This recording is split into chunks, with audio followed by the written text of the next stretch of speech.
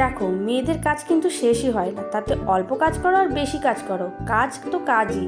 একটা বাড়িতে কিন্তু অনেক রকমই কাজ থাকে, আর যদি একার হাতে দায়িত্ব পড়ে তাহলে তো বাবা আর দেখতে হবে না। আর আগে জানো তো, আগে খুব আমার শখ ছিল দোতলা বাড়ি, আর এখন উপর নিচ চারিদিক টিপটপ পরিষ্কার রাখতে রাখতে বুঝে গেছি না বাবা, আমার একতলা বাড়ি ঠিক আছে।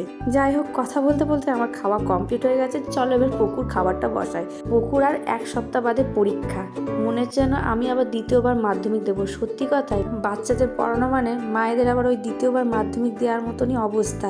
রিভিশনের জন্য ইংলিশের কোশ্চেনগুলো আজকে তৈরি করলাম যাতে ভালোভাবে প্র্যাকটিস হয়ে যায়। হঠাৎ করে শুনতে পেলাম বাচ্চাদের চিল্লানোর আওয়াজ, বাইরে বেরিয়ে দেখি গাড়ি দাঁড় করিয়ে চাঁদা তুলছে। আগে তো একটা পাড়ায় 3-4টে জায়গায় স্টপেজ দিতে হতো গাড়ি নিয়ে, আর এখন তো এগুলো কোথায় যেন লুপ্তই হয়ে গেছে। দুপুরে লাঞ্চ করার পরে খেলাম একটুখানি মৌসুমীর রস।